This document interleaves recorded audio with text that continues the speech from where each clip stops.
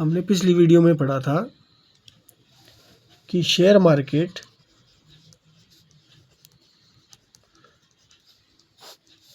कंपनियों को पैसे प्रोवाइड करने का काम करता है। ठीक है, ये ABC कंपनी है। शेयर मार्केट इस कंपनी को पैसे प्रोवाइड करने का काम करता है। अब देखिए पैसे ये कैसे प्रोवाइड करती है। तो NSE, BSE ये इसके माध्यम है और इनके थ्रू इस कंपनी को पैसा मिलेगा। ठीक है, तो पहले मैं आपको एक उदाहरण बताता हूँ, उस उदाहरण को समझो आप कि एक कंपनी है, मान लो ABC। अब इस कंपनी का बंद होने का कगार पे है। ठीक है, इसको नुकसान हो गया या जो भी है। अब ये कंपनी क्या करती है, ये अपने एक दोस्त के पास ये इसका मालिक जाता है, कहता है यार मेरे को ना तू कुछ पैसे दे सकता है। तो मानो जितेंद्र के पास गया और कुलदीप के पास। ठीक है, तो बोलता है कि भाई मेरे को ना तुम दोनों 25-25 करोड़ रुपए दे दो, 25 करोड़ रुपए दे दो। ठीक है, मेरी 100 करोड़ की कंपनी है, 100 करोड़ की कंपनी है, मेरे को इतने पैसे की ज़रूरत है। तो अगर मैं, या तो मेरे पास एक ऑप्शन है कि मैं इस कंपनी को बंद कर दूं, या मैं तुम्हारी सहायता से मैं इस कंपनी को फिर से चला लूँ। ठीक है, तो ये बोलते हैं चलो ठीक है यार हम हेल्प करेंगे, लेकिन हमारा क्या फ़ायदा। तो ये कहता है कि भाई तुम लोग ना इस कंपनी में 25% के हिस्सेदार हो जाओगे। कि भाई एक हिस्से में तो मान लो एक आदमी, और एक हिस्से में आधे आधे में भाई जितेंद्र और कुलदीप। ठीक है, अब ये 3 बंदे हो गए अब कंपनी को चलाने वाले, और इन्होंने ये कंपनी अच्छे से चलाई और इन्होंने प्रॉफिट भी किया इस कंपनी में।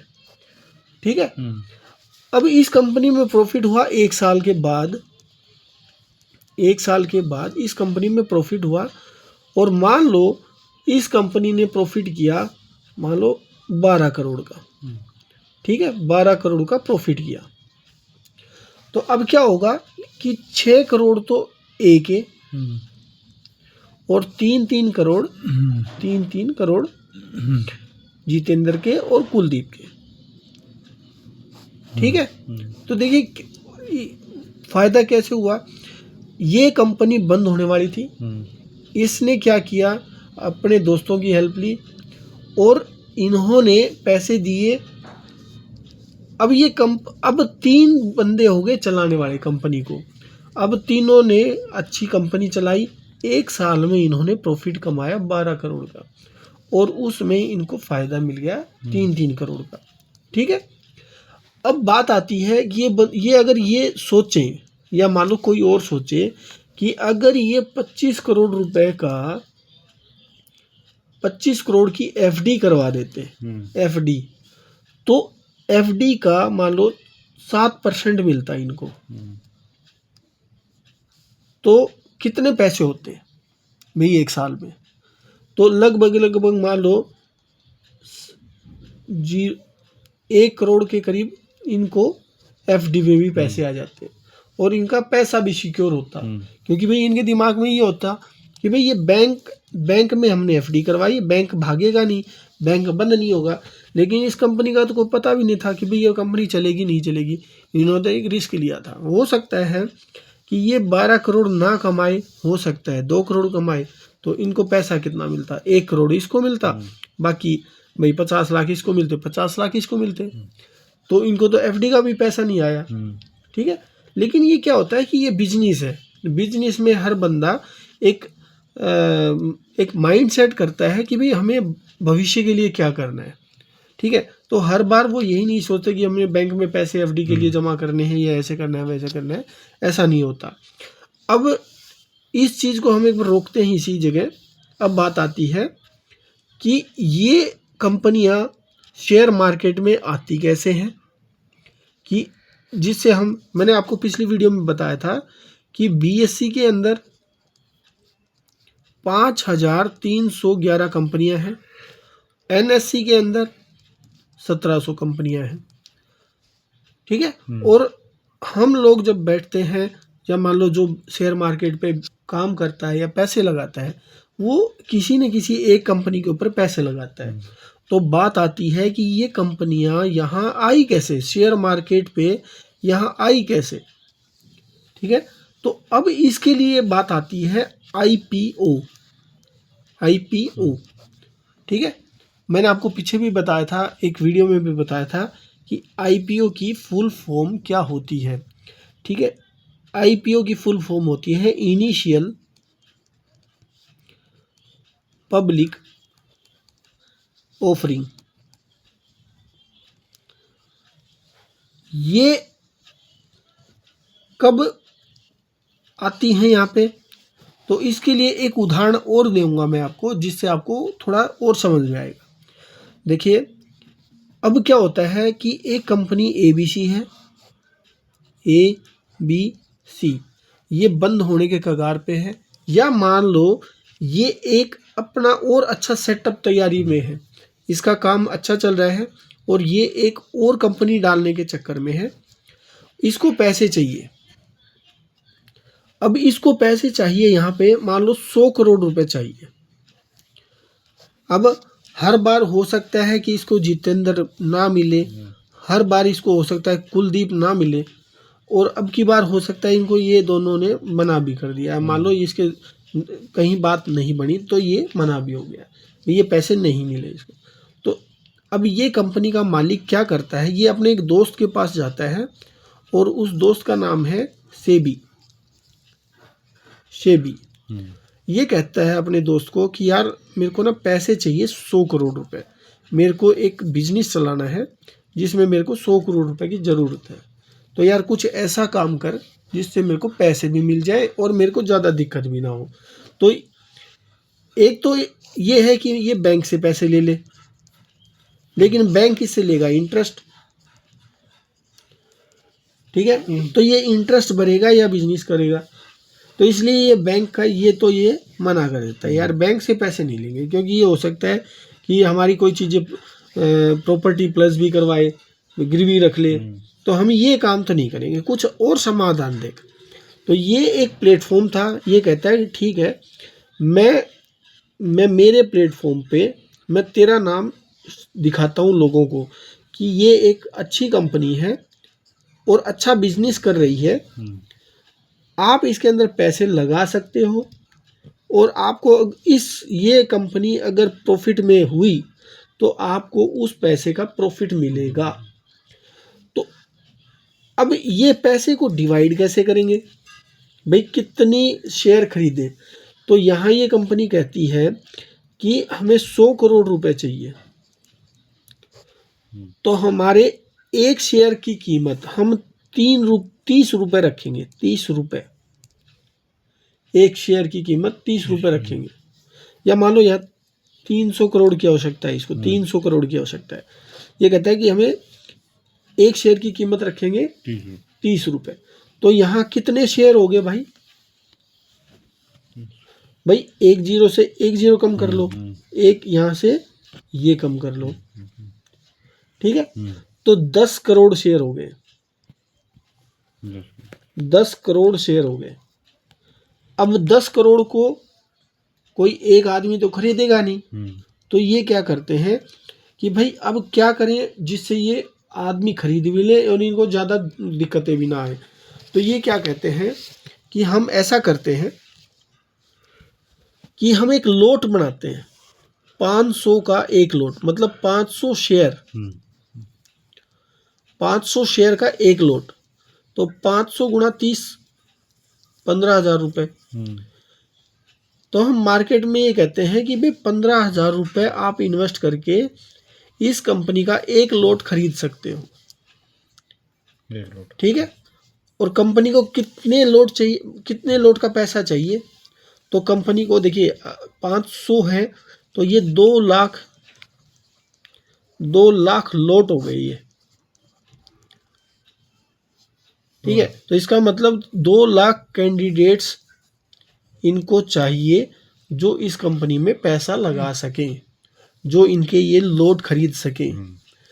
तो अब क्या होता है, ये सेबी इकट्ठे करती है लोगों को और इस कंपनी की खूबियां बताती है कि कंपनी ने अच्छा काम किया है, कंपनी और दूसरी अगर कोई कंपनी डालती है तो प्रॉफिट करेगी, और हो सकता है ये 2 लाख कैंडिडेट एग्री हो जाए इस कंपनी में इन्वेस्ट करने के लिए। और अब मान लो इनकी प्रोसेसिंग हो गई स्टार्ट, इसने सेबी ने क्या किया, इनके पैसे इकट्ठे करने शुरू किए और ये 300 करोड़ इकट्ठे हो गए। ये पैसे दे दिए इसने यहाँ पे ये भी कि भाई तू अपना बिजनेस चला, ठीक है। अब ये बिजनेस चलाएगा तो देखिए ये जो कंपनी थी ना, इसने सेबी की हेल्प से शेयर मार्केट में अपने आप को लिस्ट करवाया, और यहाँ अब सबको दिखाई देगा कि ये कंपनी कितना पैसा कमा रही है। तो देखिए अगर कंपनी ने अच्छा काम किया और इसका शेयर अब 30 से बढ़ के 40 रुपये हो गया, तो देखिए ये जो आईपीओ आता है ना, तो इसका एक प्रोसेस होता है, उसकी भी मैं वीडियो बनाऊंगा जिससे आपको पता चल जाए कि उसकी प्रोसेस कैसे होती है। आईपीओ के अंदर बहुत सारी चीज़ें होती हैं, आपको कंपनी के बारे में पता करना होता है, कंपनी के अंदर कितने डायरेक्टर हैं, क्या लॉस प्रॉफिट है, क्या उसके अंदर लाइबिलिटीज़ हैं, ये सारी चीज़ें पता करनी होती हैं।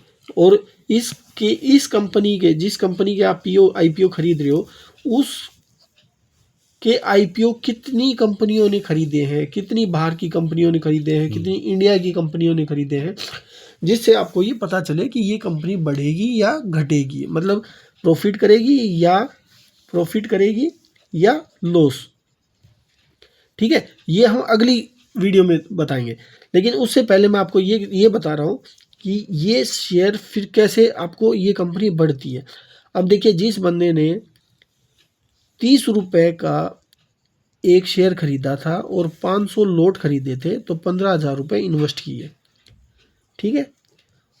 अब ये शेयर हो गया 40 रुपये का, तो 40 गुना 500 ये हो गए 20,000 रुपये।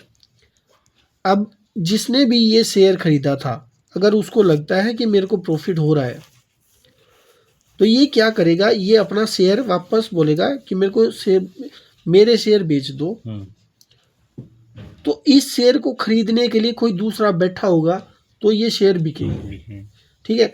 तो वो आपको कहाँ पता चलेगा, वो सेबी कंट्रोल करती है हर चीज़ को, कि भाई कौन बंदा शेयर बेच रहा है और कौन बंदा लाइन में खड़ा है शेयर खरीदने के लिए।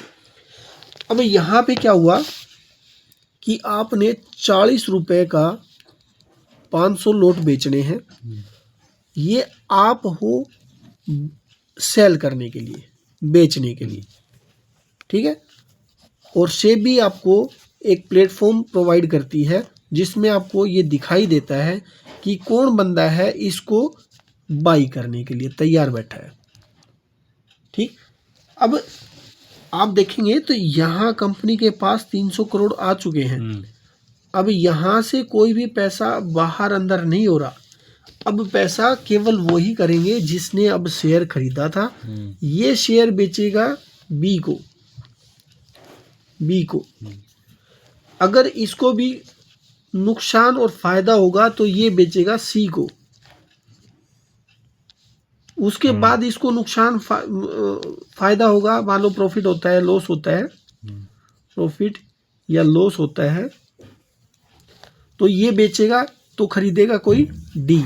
तो पैसा अब ऐसे घूम रहा है। और बात आई कि शेयर मार्केट पे एक कंपनी आई कैसे, तो वो आई आईपीओ, अपना आईपीओ जारी करके। इस आईपीओ को जारी किसने करवाया, वो है हेल्प की सेबी ने, क्योंकि जो पैसा इकट्ठा करता है, जिस पैसे की सुरक्षा करता है, वो है सेबी, ठीक है। अच्छा, मैंने आपको पिछली वीडियो में बताया था सेबी की फुल फॉर्म, तो आपने अगर मेरी पिछली वीडियो देखी है तो आप उस वीडियो में देखेंगे, और मैं चाहता हूं कि आप कमेंट करें कि इस सेबी की फुल फॉर्म क्या होती है। मैं पीछे के दो आपको बता देता हूं। बोर्ड ऑफ इंडिया, आपको एस और ई का आपको बताना है कि ये इनका मतलब क्या है, ठीक है। और अगर आपने मेरी यूट्यूब वीडियो नहीं देखी है तो आप @बैंक निफ्टी श्योर इस चैनल पे जाके देख सकते हो। और अगली वीडियो में बात करेंगे आईपीओ को हम कैसे देखें कि ये आईपीओ प्रॉफिट करवाएगा या लॉस करवाएगा, ठीक है। तो जिससे हमें अभी पता चल जाता है कि हम जो 15,000 रुपये, देखिए आईपीओ जब भी आता है एक कंपनी का तो लगभग जो इन्वेस्टमेंट अमाउंट होती है वो लगभग 15,000 रुपये होती है, इससे ज़्यादा नहीं होती है। तो आपको प्रॉफिट और लॉस अगर करना है, या मान लो आपको शेयर मार्केट में इन्वेस्टमेंट करनी है, तो पहले आप आईपीओ के थ्रू करो। आईपीओ एक बिल्कुल सेफेस्ट है कि आपको जो अगर नुकसान होगा तो एक मिनिमम नुकसान होगा, और अगर आपको फ़ायदा होगा तो हो सकता है आपको फ़ायदा अच्छा हो जाए, ठीक है। आपको लगता है कि किसी कंपनी का शेयर अगर मान लो 13,000 रुपये पे आ गया आपका 15,000 रुपये, तो आपको 2,000 रुपये माइनस लॉस हो रहा है। अगर आपके पास ये पैसे अपनी जेब के पैसे हैं, ऐसा नहीं है कि भाई आपको इन्वेस्ट करने के लिए रखे हुए थे, तो आप इसको होल्ड कर सकते हो, ठीक है। भाई होल्ड आप कभी तक कर सकते हो, 1 साल 2 साल 100 साल कितने भी टाइम के लिए होल्ड कर सकते हो। जब भी आपको लगे कि एक कंपनी बढ़ेगी, बिजनेस अच्छा करेगी, तब आप उसको बेच सकते हो।